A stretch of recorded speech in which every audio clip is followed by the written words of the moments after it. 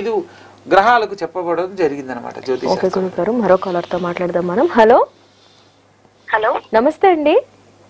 నమస్తే అండి. మీ పేరు? నా పేరు సాయి వర్తిని అండి. సాయి వర్ధిని గారు, ఎక్కడి నుంచి కాల్ చేస్తున్నారమ్మా?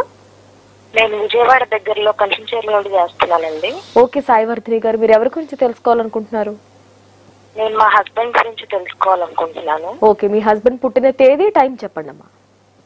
ఆయన అక్టోబర్ 10, 1995 లో పుట్టారండి. అక్టోబర్ 10, 1995.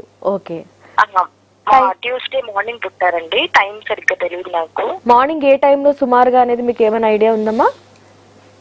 తెలియదండి, బట్ ట్యూస్డే మార్నింగ్ మాత్రం పుట్టినట్టు తెలుసు. ఓకే, పుట్టిన ప్లేస్ చెప్పండి అమ్మా. ప్లేస్ వచ్చేసి జగ్గయ్యపేట అండి. ఓకే ఓకే, సరేనమ్మా. ఇప్పుడు మీ సమస్య ఏమిటో గురువు గారిని అడిగి నేరుగా పరిష్కారం తెలుసుకోండి. ఓకే. సాయిరామ్మ. నమస్తే గురూజీ. ఈశ్వరానుగ్రహ ఫల సిద్ధిరస్తు. చెప్పండి అమ్మా, మీ సందేహం ఏంటి? మా వారు ప్రస్తుతం బ్యాంక్ లో చేస్తున్నారండి. ఓకేమ్మా. విజయవాడ బ్యాంక్ లో చేస్తున్నాను. అయితే ఆయన డైరీ ఫామ్ పెట్టాలని అనుకుంటున్నారు. ఓకేమ్మా. చాలా రోజుల నుంచి అనుకుంటున్నారు కానీ ఇప్పుడే మొదలు పెట్టారు. ఓకే. అందులో విజయవంతంగా సాధిస్తారా లేదా అనేది తెలుసుకుందామని చేశానండి. మంచిదమ్మా, సంతోషం. తన పేరమ్మా?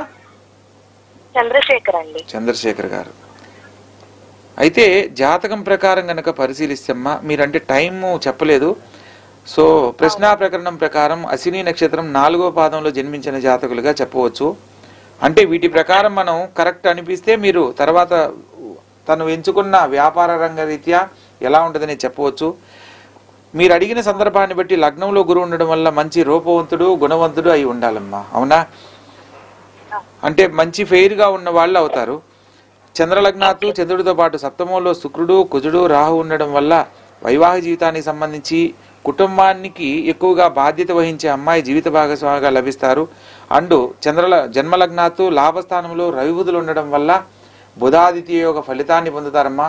ఇతను వ్యాపార రంగంలో అంటే ఉద్యోగరీత్యా కొంతకాలం మాత్రమే ఉద్యోగ జీవితంలో ఉంటాడు.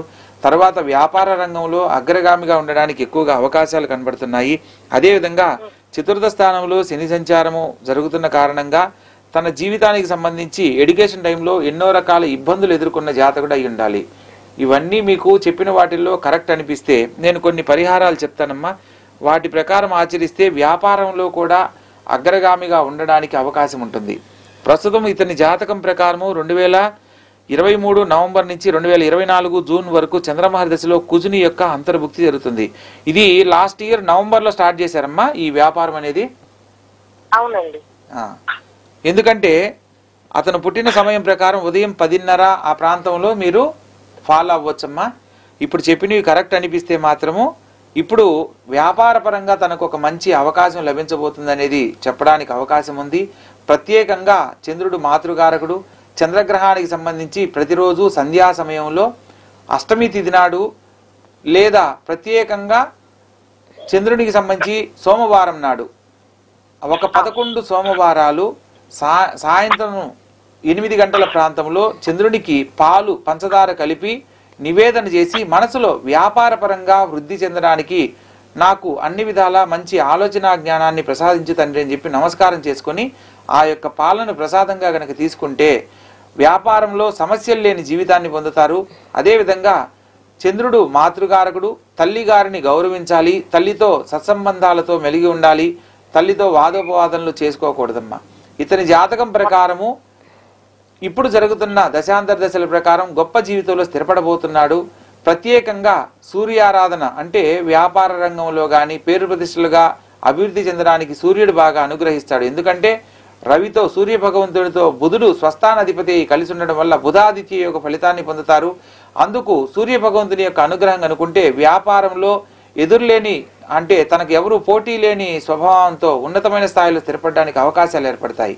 కాబట్టి ఈ యొక్క పరిహారాల ప్రకారం ఆచరించి మంచి జీవితాన్ని పొందండి అమ్మా.